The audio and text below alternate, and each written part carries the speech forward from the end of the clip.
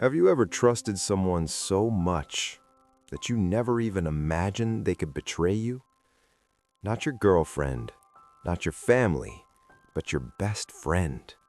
The one who knew every secret. The one who was there during your worst days. Now imagine this. You're sitting in your room late at night, scrolling through your phone, and suddenly you see a photo. Your ex-girlfriend, standing next to someone, smiling, happy, and the person standing beside her is your best friend. That's exactly what happened to me. And the worst part?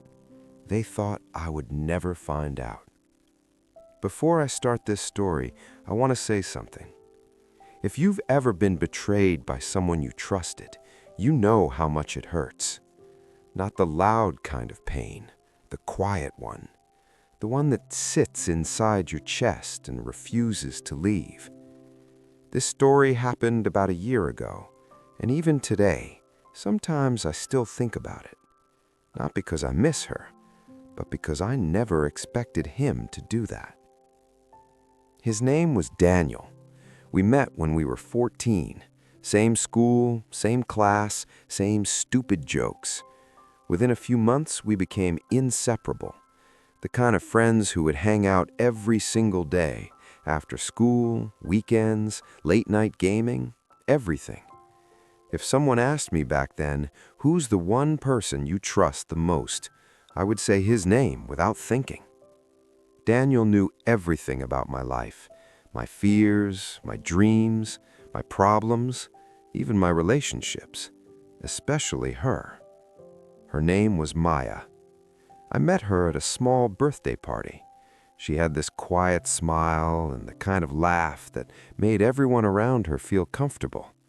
We started talking that night, then texting, then calling, and before I realized it, she became a big part of my life. Daniel was the first person I told.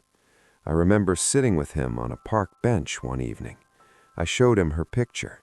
He laughed and said, "Bro, she's way out of your league." But he was smiling, happy for me. At least, that's what I thought. Soon, he started meeting her too. At first, it was normal. Group hangouts, movies, cafes, all three of us laughing together. Sometimes I even joked that Maya liked Daniel's jokes more than mine. But none of it felt weird, because I trusted him completely. Maya and I dated for almost a year. And honestly, most of that time was good. We went on long walks, watched movies together, shared playlists, talked about the future like teenagers do.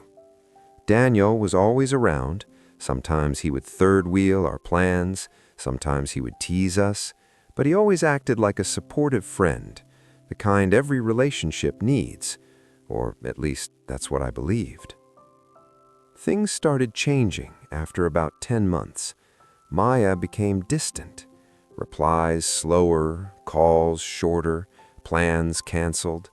At first, I thought she was just busy, but deep down, I knew something felt wrong. One evening, I asked her directly, "Is everything okay between us?"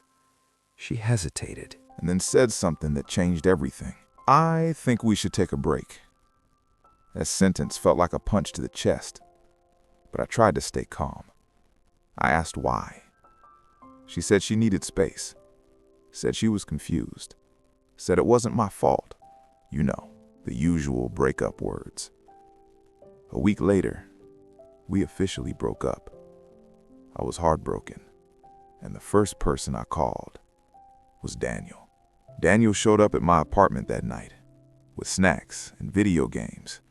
He sat next to me and said, "Bro, you deserve better." He listened to everything, every rant, every complaint, every painful detail. He kept telling me I would move on, that one day I would laugh about it. He even said something that stuck with me. "She wasn't the one for you anyway." Back then, his words felt comforting. Now, they feel different. A few months passed. Life slowly returned to normal. I focused on work, spent more time with friends, tried to rebuild myself. Daniel and I were still close, but something small had changed. I didn't notice it immediately, but looking back now, there were signs. He stopped mentioning Maya completely. Whenever her name came up in conversations, he would quickly change the topic. At the time, I thought he was just trying to protect me. I had no idea what was really happening. One night, I couldn't sleep. It was around 2 a.m. You know, those nights where your brain refuses to shut down. So I grabbed my phone and started scrolling through Instagram. Random posts, memes, stories.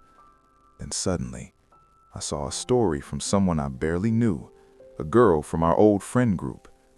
It was a picture from a cafe, 3 people sitting at a table. She was tagging them. I tapped to see who they were. First tag, her, Maya. That alone didn't shock me, but the second tag made my heart stop. Daniel, my best friend, sitting next to her, smiling, their shoulders touching, and the caption said, "Cute couple." For a moment, I just stared at the screen, trying to convince myself I misunderstood. Maybe it was a joke. Maybe they just met there. Maybe the caption meant something else. But deep down, I already knew. I opened Daniel's profile, scrolled, nothing. Then I opened Maya's profile, and there it was. A photo posted 2 days earlier. The 2 of them standing together, holding coffee cups, looking happy. Caption, "Some things happen when you least expect them." My chest felt tight. Not because Maya moved on. That part I had already accepted.